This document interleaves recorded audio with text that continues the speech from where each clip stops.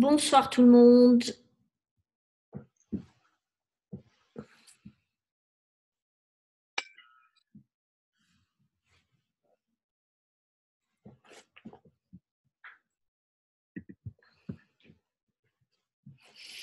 Bonsoir. Bonsoir Aurélie. Bonsoir tout le monde. On va démarrer notre session de ce soir. Alors, tout d'abord, bienvenue à tout le monde. Bonjour. Bonjour tout le monde. Je vais vous demander ensuite de couper vos micros pour le moment. Si nécessaire, je vous indiquerai de le réactiver. Et voilà, je vous souhaite bien entendu une belle soirée. Je vous souhaite aussi de passer un moment agréable ce soir à se poser les bonnes questions. Et nous avons pour vocation, bien entendu, d'avoir des réponses qui nous permettent de façon autopilote de se poser à chaque fois dans notre vie des questions serviables. Donc aujourd'hui, on va essayer de réfléchir sur qu'est-ce qui fait que je reproduis toujours les mêmes schémas et que finalement, bonsoir Corentin, je pense que la clé, bien entendu, c'est de pouvoir être sur un process de facilité. Et ce process de facilité, il passe par se poser les bonnes questions. Alors, bien entendu, qu'est-ce qu'un schéma? Déjà, ce serait intéressant de savoir qu'est-ce qu'on entend par ça. Il est bien évident qu'un schéma, c'est quelque chose qui a une formulation, un format qui permet d'être identifié et d'être reconnu et remarquable. Donc, ce schéma, il va être bien entendu de nature différente à chaque fois que je vais découvrir une expérience de nature différente. Et s'il est un schéma, c'est qu'il est reproductible. Et au niveau quantitatif et qualitatif de ce qu'il va reproduire, bien entendu que ça dépend de la nature de ce schéma. Et on est bien d'accord que si je m'attire toujours les mêmes situations, c'est que si cela est source de satisfaction, bravo pour moi, bravo aussi pour une part de moi que je vais nommer ici et qui est le subconscient. Donc, mon subconscient va jouer un rôle de partenaire, d'engagé avec moi. Et finalement, on va avoir au travers de nos schémas, des schémas qui vont être bénéfiques et des schémas qui vont être, bien entendu, source de freins et source d'insatisfaction et voire de pénalisation dans notre vie. Alors, comment ça marche? Parce que c'est bien beau de nous dire ça, Brigitte Martinez, mais qu'est-ce qu'on fait avec cette jolie salade? Eh bien, moi, je vous propose de faire une excursion. On va dire que on va aller chercher comment je construis mes schémas. Alors, là, on va aller titiller un petit peu les personnes que vous êtes, et j'en connais quelques-uns ici. On va aller les titiller dans quel sens? On a tous des a priori, on a tous des convictions, on a tous des niveaux de certitude et des niveaux de dualité différents. Donc, il y a un micro qui n'a pas été coupé. Merci de couper votre micro, je vous prie. Madame Cangeloni, merci. S'il vous plaît, micro coupé. Alors, on va couper le son. Voilà. Donc, comment ça fonctionne et comment finalement on arrive à avoir une situation où des schémas et des process se reproduisent de telle façon que mes schémas positifs, ça veut dire bénéfiques pour moi, puissent être source de satisfaction et que les schémas négatifs, c'est-à-dire ceux qui sont source de freins et de limitations, vont me pénaliser. Alors, comme je le disais il y a 5 minutes, puisque je pense qu'à peu près tout le monde est là pour ce soir, il manque encore 1 ou 2 personnes, mais on fera 100. On a un mode de fonctionnement qui se segmente en 2 étapes, en 2 parts. Nous avons une part qui est une part interne et une part qui est externe. Et la part interne, eh bien, il va falloir apprendre à la fréquenter, à la découvrir et finalement à s'autoriser à comprendre de quoi est constitué l'humain. Votre présence ici, sur Terre, se sert de votre constitution et votre constitution est faite de l'esprit et du corps. Et cet esprit est bien entendu constitué de votre mental. Ce mental est lui-même constitué de 2 parts, une part sensitive et une part motrice. Ce mental est bien entendu le royaume du conscient. Et ce royaume du conscient vous permet de justement percevoir et de percevoir en étiquetant et en donnant une identité à ce que vous percevez et ce que vous vivez. Et cette identité que vous donnez va vous servir de référentiel. Et puis, sous le conscient, il y a notre maître à tous. Je l'appelle comme ça parce que j'ai un peu de tendresse pour lui, parce que je travaille avec lui tous les jours.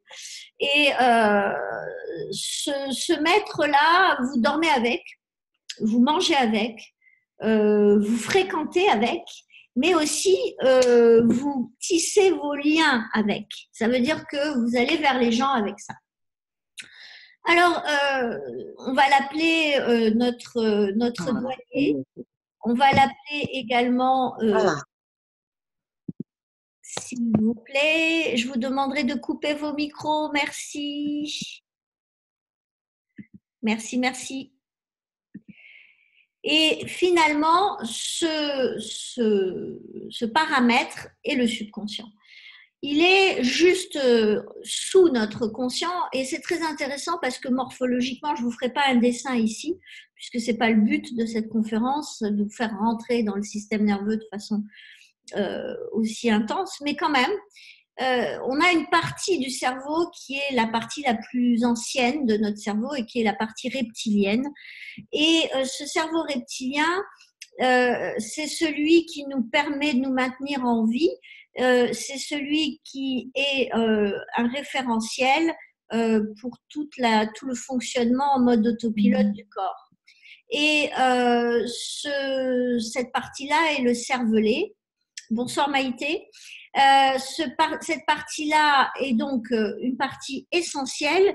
Elle se situe au-dessus du bulbe rachidien et elle est sous l'occiput et elle est la partie qui résonne avec le corps et qui crée, c'est l'arbre de vie, c'est aussi le cérébellum et c'est la partie qui est complètement reliée au corps. C'est le corps. Et au-dessus de cette partie, au-dessus de la moelle épinière, vous avez le centre du cerveau. Et dans ce centre du cerveau, vous avez l'amygdale du cerveau, vous avez le thalamus, vous avez l'hypothalamus et vous avez la glande pituitaire qui va décider finalement sur la base de notre mémoire à long terme, décider de la dangerosité ou non de ce que vous vivez dans le moment présent. Alors, aujourd'hui, les neurosciences et les plus grands chercheurs, les exégètes dans ce domaine, même des chercheurs comme M. Damasio, ne peuvent situer clairement le subconscient. Il s'agit d'une zone où un trafic intense d'informations se met en place. On suppose aujourd'hui de façon assez précise, mais avec un niveau d'imprécision encore là, on suppose qu'elle se situe entre le cervelet et l'amygdale du cerveau, dans la zone limbique du cerveau. Alors, pourquoi je vous dis ça ?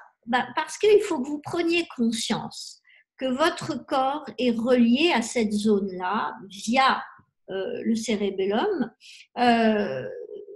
à 95%. Ça veut dire que la zone qui est la zone de mémoire parfaite du corps, qui vous permet de vous maintenir en vie, parce que sa mission, c'est celle-ci, c'est de vous maintenir en vie, est reliée à votre corps à 95%.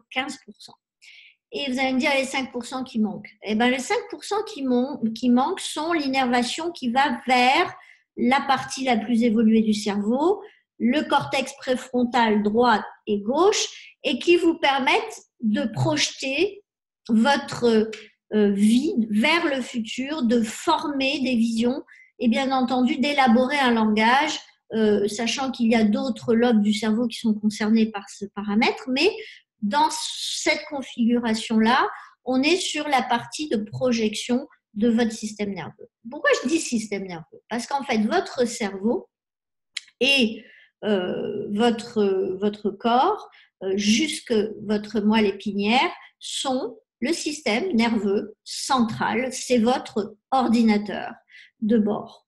Et ce système nerveux central a quelque chose de très spécifique qui nous intéresse, nous, ce soir. On a compris, il est connecté au mental à 5%, il est connecté au corps à 95%, il est juste au-dessus du cérébellum et finalement, il est dans un monde entre deux.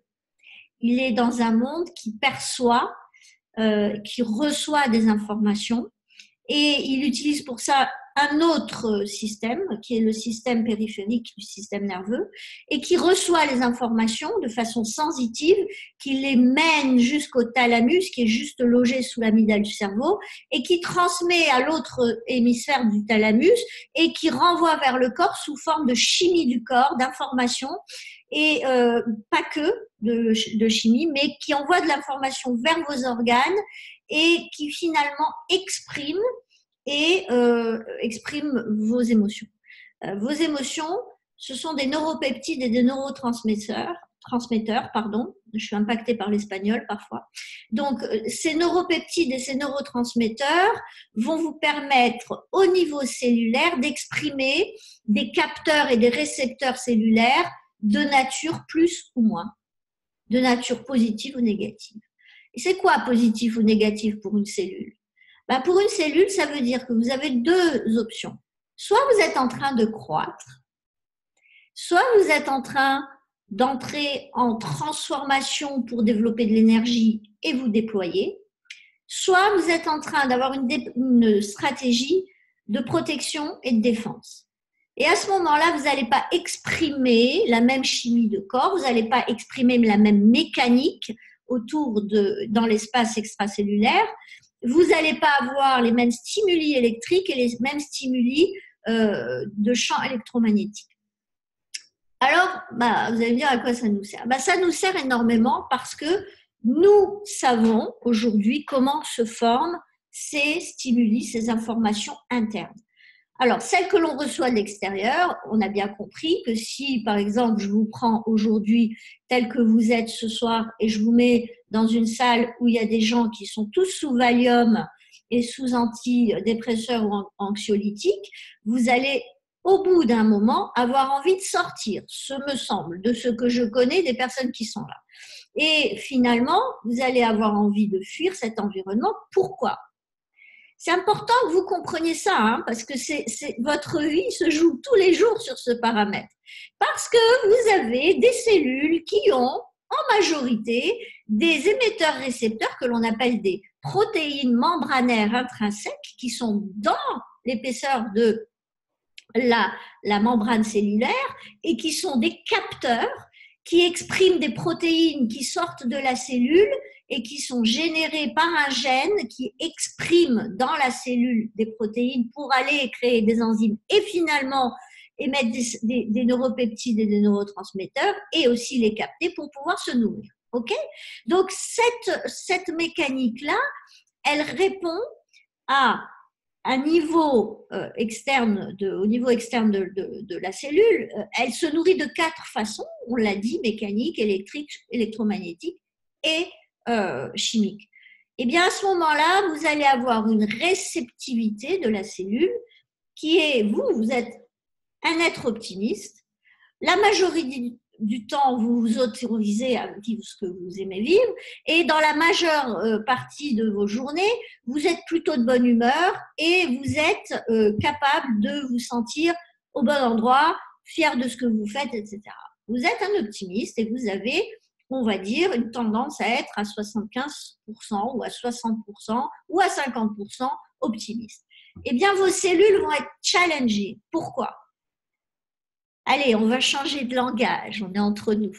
Elles vont chercher leur CAM. Ça veut dire quoi?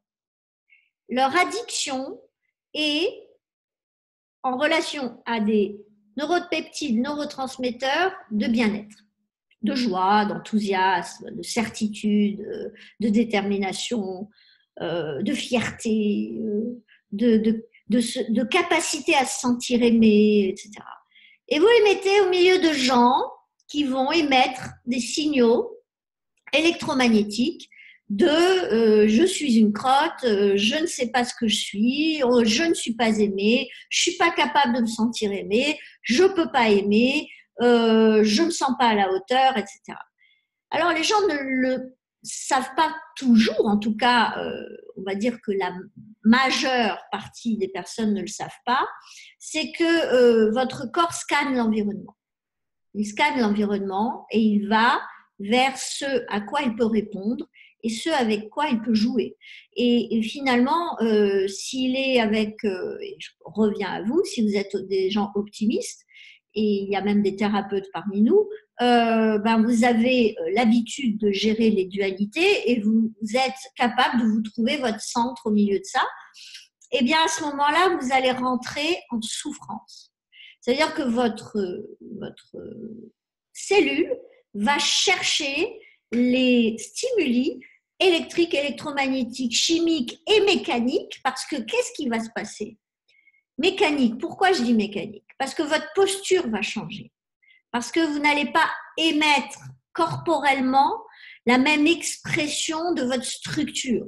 Et à ce moment-là, vous allez créer des compressions au niveau de votre colonne, de vos organes, de vos muscles. Vous allez rentrer dans un fonctionnement mécanique qui va créer un stress mécanique au niveau de vos cellules quand il va s'agir, par exemple, de votre foie ou de votre thyroïde ou des muscles de votre cou. Pourquoi? Parce que dès que vous allez rentrer en mode de réaction à l'environnement où vous êtes, vous allez avoir tendance à replier les épaules, serrer au niveau de la gorge et donc vous allez finalement couper ici au niveau de la thyroïde un accès et une oxygénation vers le cerveau qui va être considérable. Vous allez automatiquement plier au niveau de l'abdomen et de l'axe horizontal qui est un axe respiratoire important.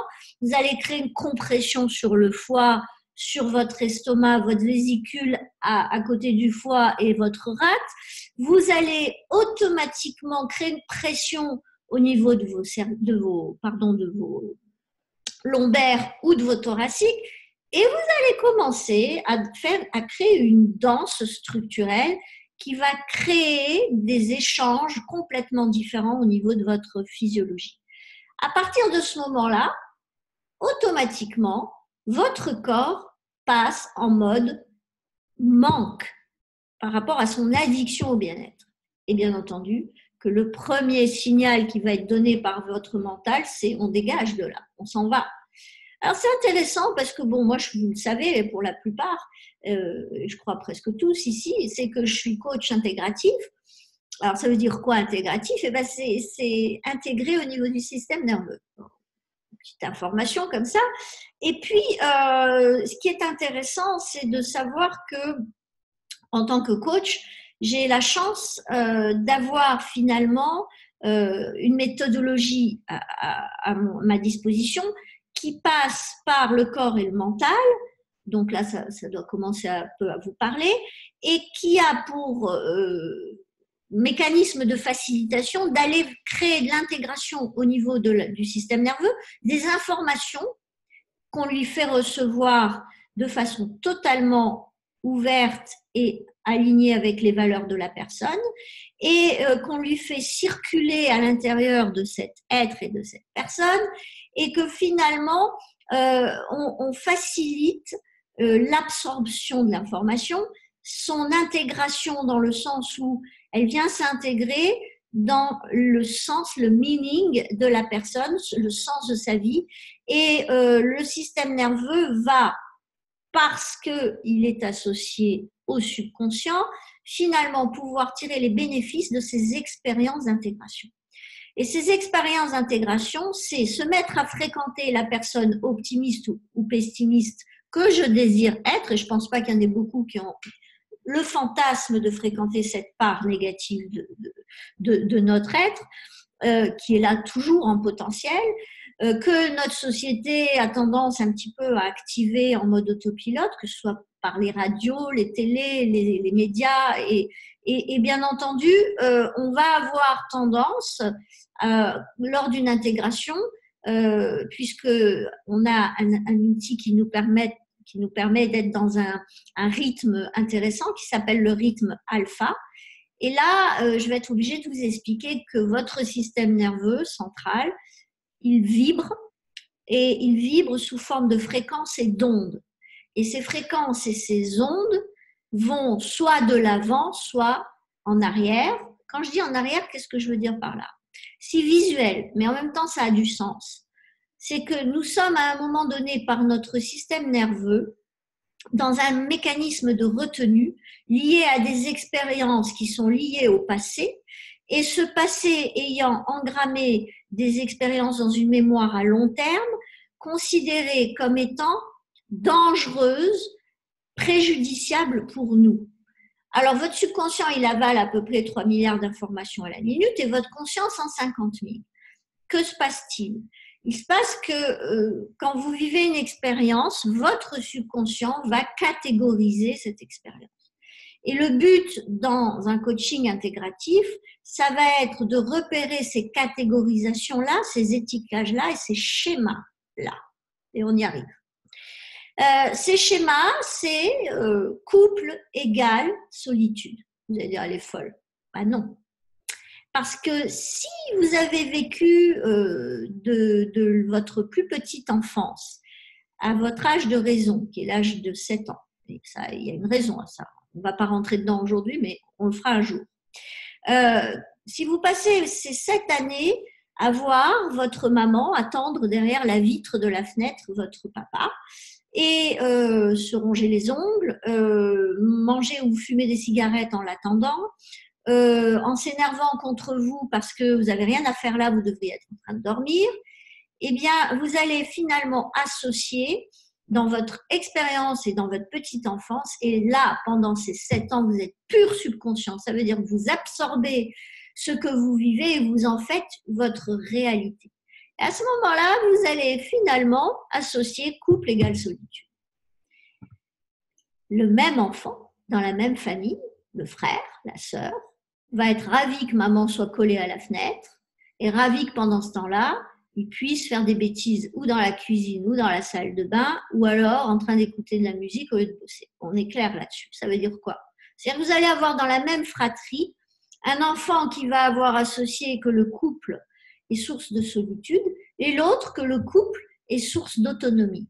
Et c'est très intéressant parce que vous allez avoir des schémas dans des familles avec des enfants qui ne vont pas avoir du tout la même mémoire de leur vie dans leur famille, juste sur la base de cette différenciation. Qu'est-ce qui fait la différence?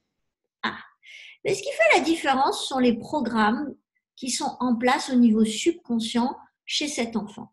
Et cet enfant, il commence ses programmes très loin derrière lui. Bien sûr qu'il y a une étape qui est sa petite vie, de 0 à 7 ans. Il y a une autre étape qui est celle des 9 mois passés dans le ventre de sa maman.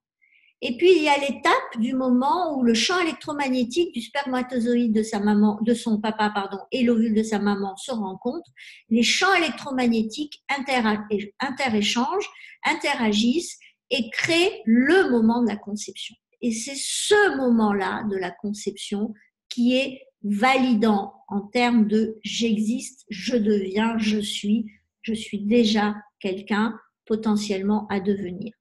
Et c'est très intéressant parce que dans cette mécanique-là, il y a un moment de legs et d'héritage de ce que sera plus tard, bien entendu, dans la présence de chaque cellule, mon ADN. Cet ADN, il est tagué, il a des marqueurs. Ces marqueurs sont des protections, des activations des alarmes, des alertes en cas de dangerosité. Et à ce moment-là, la mission de cette alarme, c'est de se déclencher lorsque des facteurs, soit mécaniques, électriques, chimiques ou électromagnétiques, dans le territoire extracellulaire de la cellule se manifestent et de venir activer le gène qui va créer les protéines et finalement les neuropeptides et les neurotransmetteurs, soit de croissance, soit de défense et de protection. Et quand on connaît un petit peu l'univers de la cellule, se défendre et se protéger, c'est mourir. C'est entrer en suradaptation et finalement, on vient basculer dans une production différente au niveau de la chimie du corps et on vient créer une communauté de cellules qui a une durée de vie et un mode de vie différent de celui d'une communauté de cellules en croissance. Alors, sans rentrer trop dans ces détails, on revient à notre schéma. On a des schémas qui sont en nous et avec un coaching intégratif, on va s'appliquer à aller vérifier que ces schémas ne sont pas actifs en ce moment dans votre vie, dans le sens limitant du terme, et qu'ils ne vous barrent pas la route pour partir en voyage, trouver la femme de votre vie, trouver le job où vous êtes complètement vous-même, et à 10 sur 10 de désir, 10 sur 10 de bien-être quand vous voyez faire ce job-là, et à 10 sur 10 de certitude qu'en faisant ça, vous allez créer de la croissance, de l'évolution, de l'expansion. Et quand je parle d'expansion, je ne parle pas que de matière, je parle aussi de spiritualité, de partage, etc. Alors, il y a une chose intéressante, c'est que finalement, on se retrouve dans une situation où les gens ne savent pas ce qu'est un schéma. Et un schéma, ce n'est rien d'autre qu'un programme. Et ce programme, comment il naît? Eh bien, il naît, comme je vous l'ai dit, sur la base d'une situation vécue avec une perception au niveau du mental de perte ou de gain. C'est-à-dire, vous allez être en train de vivre, je reviens à ce petit garçon ou cette petite fille, pendant que maman est toute seule, maman est triste, elle s'occupe pas de moi, je perds de l'affection. Je perds de l'affection, je ne me sens pas aimée. Je perds ma capacité à me sentir aimée en présence des gens que j'aime. Dans cet espace-là, j'engramme des multitudes d'équations. Je ne suis pas capable de jouer avec la vie quand on ne m'aime pas et quand on ne me prête pas attention. Quand, dans l'amour, on ne me prête pas attention, je n'existe plus, je disparais. Je ne sais pas si vous imaginez l'ampleur des schémas qui peuvent se mettre en place. Et puis finalement, il y a l'autre qui va associer liberté, découverte, créativité, dessin, rigolade, cachette, jeu, et puis finalement un espace complètement occupé dans une créativité d'enfant qui à aucun moment ne va sentir qu'il lui manque quoi que ce soit. Donc, soyez bien conscients que ces schémas sont à un moment T une perception de perte ou de gain. Et que à partir de ce moment-là, vous avez une croyance qui se met en place. Et cette croyance va être une croyance pourquoi?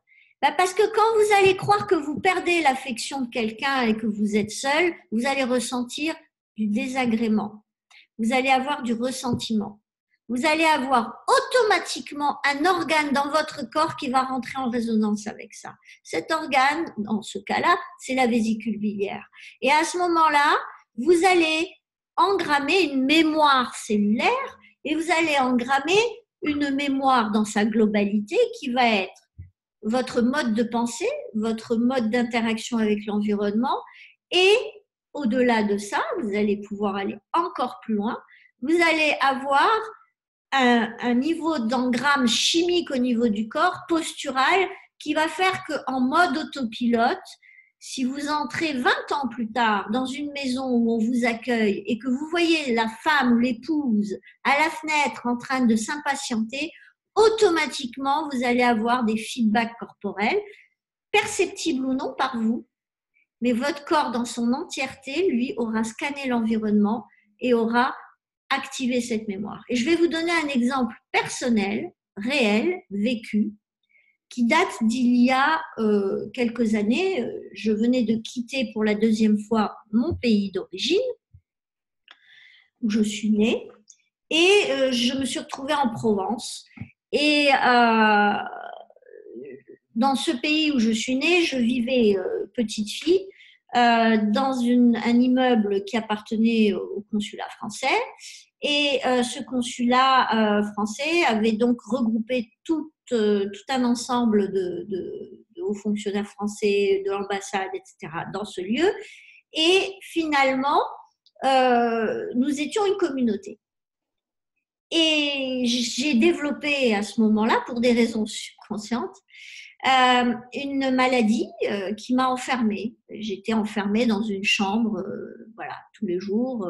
Je pouvais plus aller à l'école sans m'étouffer. J'étais asthmatique à un très haut niveau. J'étais obligée d'avoir de la respiration artificielle de temps en temps parce que ça se bloquait complètement. Donc, c'était très invalidant. Et j'avais un déshumidificateur pour retirer l'eau de l'air, puisque au Maroc, nous avons à Casablanca 96% d'hygrométrie dans l'air. Et bien entendu que j'étais dans un immeuble où nous avions une vie communautaire très forte entre enfants. On se connaissait tous, on jouait ensemble, on se créait des faux téléphones avec des cordes et des trucs. Donc, c'était très vivant. Et nous avions une cour qui était poussiéreuse, c'était de la terre battue. Et avec ma maladie, puisque c'était vraiment mon corps qui me disait quelque chose et qui était un feedback corporel, eh bien, je ne pouvais pas communiquer avec les autres parce qu'il y avait de la poussière. Je ne pouvais pas écouter ou regarder les autres jouer parce que j'étais trop près des fenêtres et que la poussière passait malgré tout. Donc, j'étais obligée d'être enfermée et en retrait de mes amis et je ne pouvais pas jouer avec eux. Donc, j'étais dans une situation de à part. Je n'étais pas comme eux. Et en plus, pour mon grand malheur, qui était à l'époque un malheur, pour moi, c'est qu'en plus, j'étais studieuse. Donc, en plus, je travaillais, donc ce n'était pas possible. J'avais vraiment une identité bizarre. Eh bien, j'ai passé 7 ans dans cette chambre et j'ai passé 7 années à ne pas pouvoir parler, pas parler trop, et comme vous le voyez, je me rattrape. Et finalement, pendant ces 7 années, il y a eu d'autres séquences que je vous épargnerai aujourd'hui et qui ont fait que malgré mon asthme et malgré mon enfermement, j'ai dû sortir dans des endroits où je n'avais pas envie d'aller et je devais faire des petits discours. Et je devais faire à l'âge de 7 ans des présentations un peu prosélytistes et donc voilà, c'était pas ma tasse de thé et je le faisais ça dans un état de bon. Mais en même temps, il y avait des choses qui m'intéressaient et qui me plaisaient. J'en reviens à mon déménagement des années et des années et des années plus tard. Je me retrouve donc pour des raisons absolument magnifiques, puisque je retournais retrouver mon amour et je me retrouve dans un endroit génial de Provence, dans le Luberon, à Roussillon, avec les craies qui sont des couleurs absolument sublimes. Et puis je m'installe, tout va bien. Et puis au bout de quelques semaines, aïe, aïe, aïe, je commence à avoir des douleurs, je commence à avoir des choses bizarres, la fatigue. Et puis, c'était très intéressant parce que dans cette cour au Maroc, j'avais tous les cris des enfants. J'avais les jeux des enfants et j'avais des bruits constants. J'avais des lycées, des écoles autour. Et c'était très marrant parce que quand je suis arrivée à Roussillon, j'avais l'impression d'être au Maroc, à Marrakech, et dans cette maison, j'étais très bien, mais je me sentais quand même étrangère. Et finalement, un jour, j'ai fait une première crise d'asthme. Et là, je me suis dit, oulala, qu'est-ce qui se passe? Et puis, je suis sortie avec mon chien que j'avais encore à l'époque. Et en revenant, je vois le lieu où nous habitions et c'était un bâtiment qui avait exactement la même configuration que l'immeuble où j'étais à l'âge de 7 ans. Il n'avait pas la même hauteur, mais il était disposé exactement de la même façon. Il y avait exactement le même nombre de rues autour et il y avait les mêmes bruits dans la cour avec la fontaine. Il y avait la fontaine en plus, mais dans l'autre cour, c'était un arbre qui avait une forme de fontaine. Et finalement, il y avait énormément de paramètres en ressemblance. Et c'est très intéressant parce que à partir du moment où j'ai connecté ça, nous sommes attirés à un déménagement potentiel et ça s'est fait. Et j'ai plus jamais eu de soucis, bien entendu. Mais je commençais à avoir de vrais freins corporels. Porter une chaise devenait impossible. Me lever pour aller du salon à la cuisine devenait un effort. Et j'avais un corps qui me disait stop, arrête-toi, tu es en danger ici, ouvre les yeux, regarde où tu es, ouvre tes yeux, tu vas souffrir, tu vas être malheureuse, tu vas être enfermée. Et il y a eu des séquences où effectivement je me sentais enfermée alors que j'étais dans la plus belle forêt de Provence. C'est ça que je veux que vous compreniez. C'est que le subconscient, dans sa bienveillante perfection, est complètement capable d'erreurs de timing énormes qui font que vous allez finalement vous retrouver en train de vivre des séquences qui sont absolument liées à un passé qui est caduque pour vous. Et un des paramètres du subconscient, c'est que il est absolument incapable de voir que vous êtes dans un environnement bienveillant pour vous. Il est absolument incapable de voir si quelqu'un se met à fumer une cigarette et qu'en fumant cette première cigarette, c'est un exemple que je prends souvent, désolé pour ceux qui sont souvent là, et qu'il se sent plus beau, plus intéressant, plus intégré socialement, la cigarette va être égale à plaisir. Et finalement, au niveau du subconscient, vous allez avoir un engramme qui va être cigarette égale plaisir, cigarette égale intégration, cigarette égale je suis capable d'attirer à moi l'intérêt des gens. Je vais me sentir aimé. Et donc, finalement, vous allez avoir un engramme, une croyance en relation avec la cigarette qui va faire que votre subconscient, il ne va pas se demander si dans 30 ans, vous n'allez pas tomber malade. Comprenez? Le subconscient n'a pas cette capacité analytique de projection et de comparatif avec des paramètres de conséquences. Et il n'y a pas la notion de responsabilité là-dedans. Le subconscient a associé que quand vous fumez une cigarette, vous vous sentez mieux. Vous êtes plus sexy, vous attirez des nanas, vous vous sentez puissant, donc plaisir. Par contre, si le premier jour de votre cigarette, vous prenez une baffe dans la figure, on vous roule dans le caniveau et tout le monde se met à vous faire pipi dessus, vous n'allez pas associer cigarette égale plaisir. Vous allez perdre votre comment dire, respect, vous allez être humilié, vous allez souffrir, vous allez avoir mal, ça va être désagréable physiquement. Et donc, finalement, vous allez associer cigarette égale danger, plaisir, souffrance. Et là, votre subconscient va définitivement vous chercher à vous faire fuir cigarette. OK?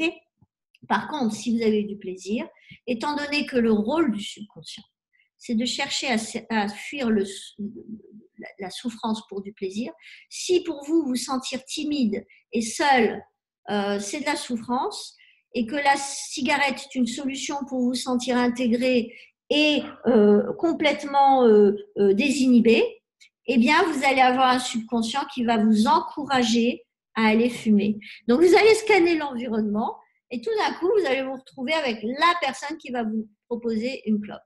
Et dans l'autre cas, eh bien, vous allez avoir beaucoup moins de chances de croiser et d'attirer à vous des gens qui fument. Aujourd'hui, dans mon environnement, j'ai pratiquement personne qui fume de cigarettes. Moi, j'ai fumé dans ma vie passée. Et aujourd'hui, j'ai pas de gens fumeurs autour de moi. Je ne les attire pas. Et quand j'ai des gens fumeurs autour de moi, il y a quelque chose qui, en mode autopilote, me coupe de ces personnes à des degrés plus ou moins importants selon, bien entendu, le profil de la personne. Mais en général, pour moi, c'est un vecteur décisif pour me lier d'intérêt avec des personnes parce que ça m'en dit tout de suite très long sur leur niveau de conscience, sur leur niveau d'amour-propre, etc. Donc, pourquoi je vais, moi, à un moment donné, attirer toujours les mêmes situations? Pourquoi? C'est intéressant ça, parce que vous allez dire, ouais, mais le subconscient, il est statique en définitive. Il est là, c'est un patrimoine, c'est un potentiel de filtrage. Ben justement, vous allez être en train de vivre votre vie en filtrant en permanence sur la base de votre subconscient. Et ça veut dire quoi? Ça veut dire en définitive, vous allez vous attirer des couples, d'accord? Et vous allez finalement, dans ces couples, les détruire. Et vous allez dire, mais attends, moi j'ai envie d'être heureux, je sais ce que ça peut être de vivre un couple dans le partage, dans la découverte, dans l'ouverture, dans la différence, dans la créativité. Je sais ce que c'est, je suis OK avec ça. Oui, mais dans ton passé, au niveau des petits marqueurs dont je parlais tout à l'heure, au niveau de l'ADN, il y a des marqueurs couple égale trahison, couple égale mensonge, couple égale sacrifice. Et à partir de ce moment-là, dès que je crée un couple, là je suis le créateur du couple, et bien dès que je crée un couple, je vais le détruire derrière. C'est-à-dire que je vais attirer à moi les séquences psychoneuro-émotionnelles qui vont créer de la destruction. Et finalement, je vais me retrouver en situation où dans ces séquences, je vais perdre le contrôle, je ne vais pas comprendre et je vais être impuissant et je vais me soumettre à ça. Alors, c'est là où c'est intéressant de voir qu'aujourd'hui, on vit une époque magnifique parce qu'il fut un temps où on disait c'est un chat noir, c'est quelqu'un qui attire, ou alors on lui a jeté un mauvais sort. Et puis, bien entendu, qu'on est arrivé à dénommer des personnes comme étant malfaisantes ou malveillantes. Et en réalité, ces personnes étaient elles-mêmes déjà prisonnières d'un schéma qui ne leur appartient pas et dont elles ont hérité. Alors là, je vais faire une petite aparté. Je vais vous parler du coaching SANE, système d'alignement neuro-émotionnel. Alors, c'est intéressant parce que moi, ça fait des années que je travaille avec cette méthode. Auparavant, je travaillais avec les mentors qui ont créé cette méthode avec d'autres séquences avant la création de l'outil SANE, il y a 7 ans. Et honnêtement, je n'ai pas connu d'outils aussi simples à utiliser pour les novices et facile à utiliser pour les experts et tellement complet, complexe, mais en même temps riche, je n'en ai pas connu. Alors, j'ai connu d'autres mentors avec des méthodes très puissantes, mais absolument non transmissibles et non reproductibles en l'absence des mentors. Ça veut dire quoi? Ça veut dire que ce qui est intéressant dans le coaching, c'est que c'est quand même une mission qui est abordée et qui est pour accompagner des personnes qui ont quoi? Qui ont des schémas, qui sont des programmes subconscients, verrouillés au niveau de leur subconscient, en relation avec un vécu qui a associé une perception de perte et de souffrance dans une situation donnée. Que ce programme, lui appartenant ou appartenant à sa vie fœtale ou appartenant à un passé antérieur à sa vie fœtale, est un héritage d'interférence du passé qui l'empêche d'exprimer son unicité et son plein potentiel en allant dans des directions qui sont celles de ces catégories de vie: couple, famille, sociale, professionnelle, finance, mentale, spirituelle, santé et financier. Et dans chaque catégorie, vous avez des croyances héritées de vos ancêtres, héritées de vos lignées, héritées de votre vie est construit aussi par vos expériences antérieures ou là où vous ne saviez pas, vous ne connaissiez pas, vous avez commis des erreurs et donc vous avez engrammé pour moi, ça c'est pas bon, la vie est injuste avec moi. Et vous allez rester avec ça, c'est-à-dire que vous allez processer dans votre vie de couple et vous allez trouver naturel qu'on vous trahisse, vous allez trouver naturel que vous ne soyez pas à la hauteur ou naturel que vous ayez été aveugle, qu'on vous ait manipulé. Et tout ça va faire de vous un véhicule d'une vie qui n'est pas du tout celle de votre potentiel. Et pourquoi vous vous attirez des situations toujours identiques? Eh bien, c'est parce que votre subconscient a pour mission de vous couper de ce qui a été source de souffrance et qui a été tagué, qui a été marqué comme étant une situation destructrice pour vous. Le but du subconscient, même s'il doit développer une maladie, c'est de vous sauver et de vous faire survivre.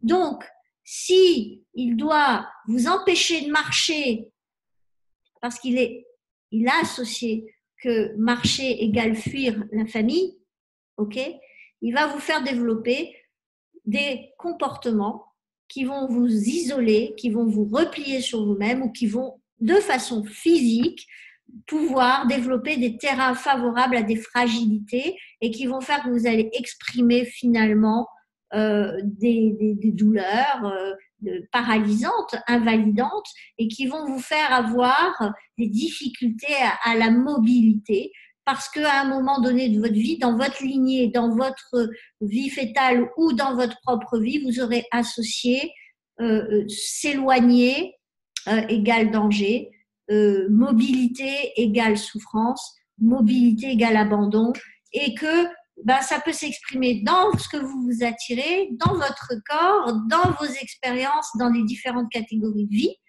et être très aware et très ouvert à l'observation de votre vie, c'est une première qualité parce que sur cette base-là, vous allez vous poser de bonnes questions.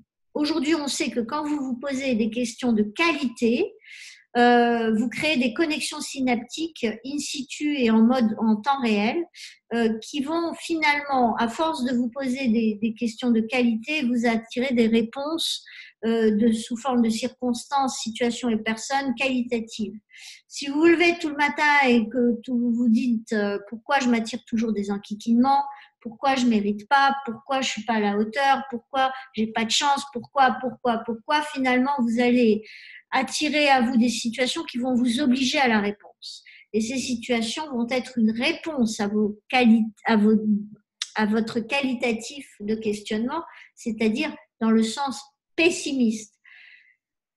Si j'avais un conseil à vous donner, d'abord, ce serait de faire le point sur vos croyances limitatives. Parce qu'en réalité, vos séquences de schémas, qu'on a appelées schémas au début de cette conférence, ce sont des croyances. Et ces croyances limitatives, ce serait bien que vous les connaissiez. Et pour ce faire, vous devriez avoir l'honnêteté de prendre vos 8 catégories de vie et de vous dire, c'est quoi la petite chanson, la petite berceuse que je me raconte pour pas engager l'action? C'est quoi la peur qu'il y a derrière? C'est quoi en fait ce qui me freine? Qu'est-ce qui, en définitive, crée en moi des réticences?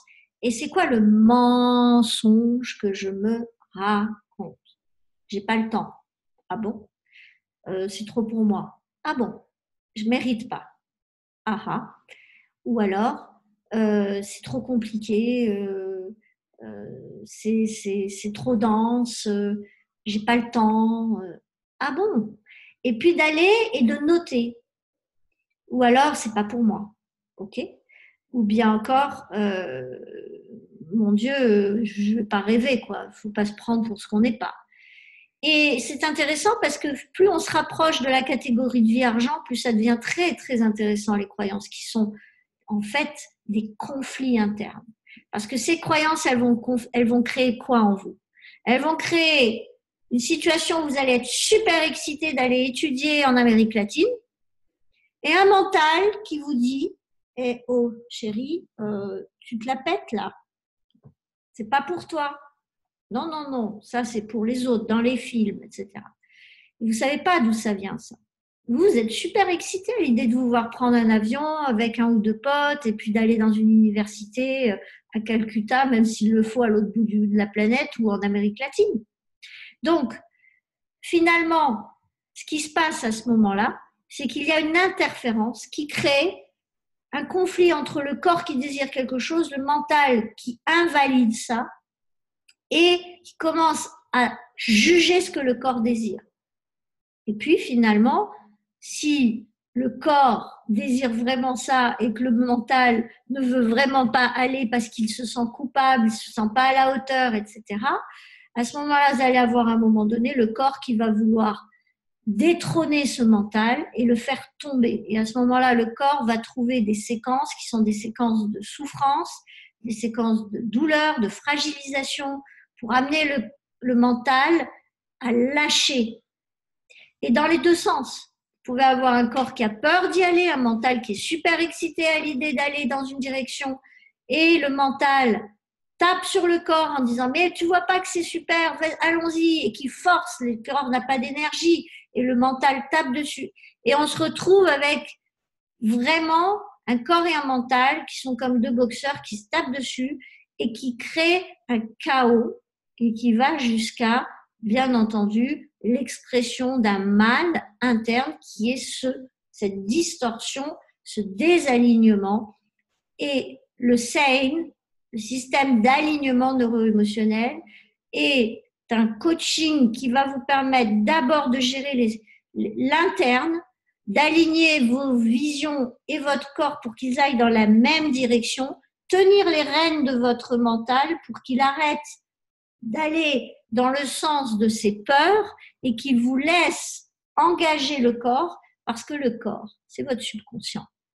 Le corps, c'est 95% d'impact et d'accès au subconscient. Et votre subconscient et vos croyances, ils tapent à 95% sur votre corps. Donc, quand votre âme, votre cœur, votre siège de vos besoins, de vos désirs, de vos nécessités vous chante qu'il est bon d'aller humer la créativité, que ce soit dans un monde ou dans un autre, et que votre mental s'enflamme pour ça et crée des visions là-dessus, mais que vous n'arrivez pas à vous lever le matin pour y aller, c'est que vous avez un pétard de problème. Et ça s'appelle une croyance.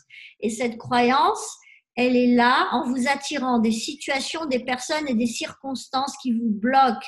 Et le corps est le premier à exprimer ça. Et le corps va exprimer ça dans l'attraction de quoi? De choses positives ou négatives. Pourquoi? Parce que vous allez répondre, l'environnement va être le reflet de votre interne.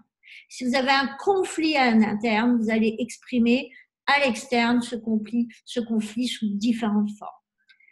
Donc, première chose à faire, et si j'ai un conseil à vous donner, comme je le disais il y a quelques minutes, ce serait de vous aligner et d'aller chercher d'abord dans toutes les catégories de vie quelles sont vos croyances limitatives.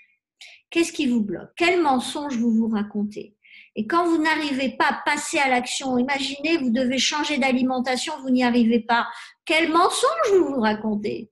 C'est quoi la petite chanson que vous chantez et qui fait que finalement, ça vient vous empêcher de manifester la transformation par la première action, le premier millimètre dans votre vie pour aller vers vos rêves et vos visions qui sont de perdre du poids, qui sont de manger alcalin, qui sont de faire une expérience alimentaire pour découvrir de nouvelles choses, de nouvelles sensations corporelles et d'accéder à un niveau sportif plus élevé, par exemple.